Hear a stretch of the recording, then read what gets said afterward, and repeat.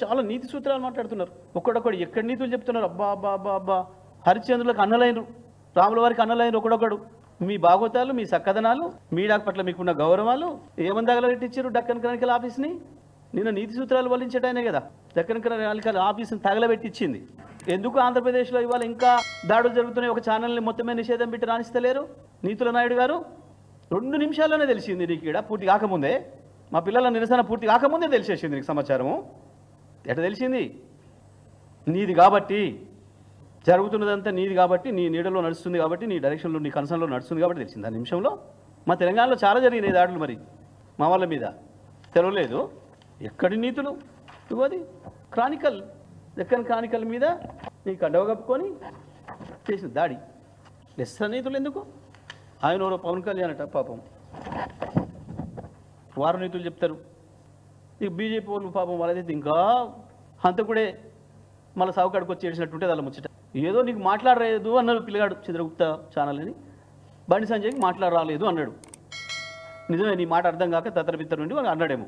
దాడి చేసి దాన్ని క్లోజ్ చేయించింది కనుక ఈ శాంతి బహుమతులు పొందిన వాళ్ళు మునగాన్ వీళ్ళంతా నోబెల్ శాంతి బహుమతులు పొందిన మునగాన్ వీళ్ళు మాట్లాడతారు మీడియాల గురించి ఒక్కడొక్కడు. యాడికి పోయి మీ భాగవతాలు అన్నీ అట్టే ఉంటాయి, రికార్డ్ అయ్యి ఉంటాయి ప్రతిదీ కూడా. ఏ ఒక్కటి పోదు. తెలంగాణలో కూడా అబ్బా మోపోయారు శాంతిదూతలు. ఒకరొకరు రికార్డులు తీస్తే వీళ్ళ భాష, వీళ్ళు మాట్లాడింది, వీళ్ళ విధానం.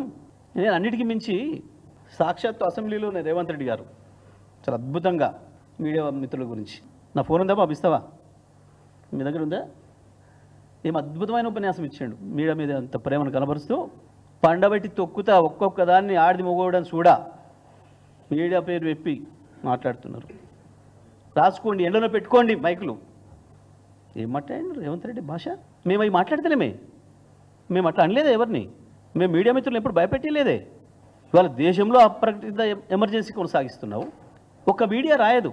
ఏది కొట్టుకుపోయిన బ్రిడ్జ్ల గురించి, ద గ్రేట్ మోడీ గారు ప్రారంభించిన తెల్లవారే కూలిన బ్రిడ్జ్ల గురించి, వారు ప్రారంభించిన ఎయిర్పోర్టులు తెల్లాడరికే కొట్టుకపోతుంటే గాల్లే, వారు ప్రారంభించిన ఎయిర్పోర్ట్లలో విమానాలు వేస్తే ఏమనుకుంటే టాప్లే కొట్టుకుపోతున్నాయి. ఆ బీజేపీ నాయకులు మాట్లాడుతుంటే కాళేశ్వరం గురించి. పాపం పాత రైల్వే స్టేషన్ బాగు చేసి మళ్ళీ ప్రారంభం చేసి పదవి నిలబడలే. గ్రేట్. ఇవాళ కింద పెట్టుకుని పైకి తీసుకొచ్చేవాడిని మూతుకుంటలో పెడితే వాడి కూతలు పూస్తే వాటికి వివరించే ఓపిక తీరిక నాకు లేదు. అట్లాంటి లబ్బుట్ నా కొడుకులకు నేను సమాధానం చెప్పను.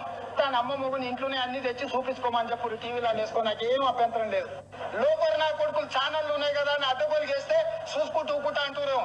పండబెట్టి తొక్కి పేగులు తీస్తే గాడ్డ కొడుకులు నొక్కనొక్కని వాడి మైక్ వాడిని కింద పెట్టుకుని పైకి తీసుకొచ్చేవాడిని మూతుకుంటల్లో పెడితే వాడి కూతలు కూస్తే వాటికి వివరించే ఓపిక తీరిక నాకు లేదు.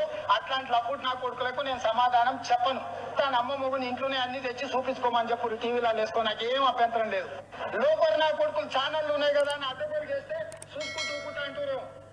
ఇంత గొప్ప ప్రజాస్వామికవాదులు, ఇంత గొప్ప మీడియా ప్రేమికులు, ఇవన్నీ వారందరి వారి దోస్తుల భాగవతాలు వీరట.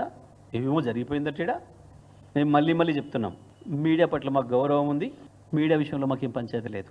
స్లాటర్ హౌజ్లను మాత్రం వదిలిపెట్టేది లేదు. ఇది చాలా స్పష్టం.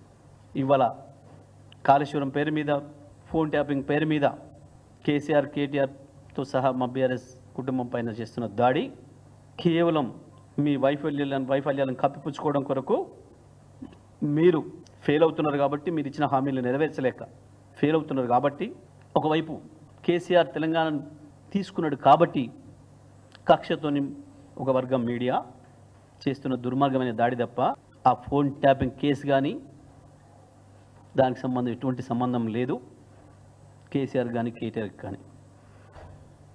ఆధారం లేకుండా ఎవడైనా ఇష్టం వచ్చిన పద్ధతుల్లో మేము ఇట్లా రాస్తాం ఇంకా కొనసాగిస్తామంటే మాత్రం ఎట్టి పరిస్థితులలో కూడా మా చర్యలు ఉంటాయి, అందులో సందేహం లేదు.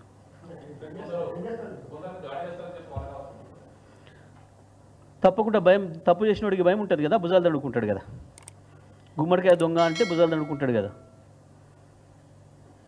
మీకు లేదు, మీరు అనుకోలేదు, వారికి లేదు, వారు అనుకోలేదు, వారికి లేదు, వారు అనుకోలేదు, వారికి లేదు, వారు అనుకోలేదు. ఎవరు చేస్తే ఆ తప్పు వాళ్ళకు ఉంటుంది భయం.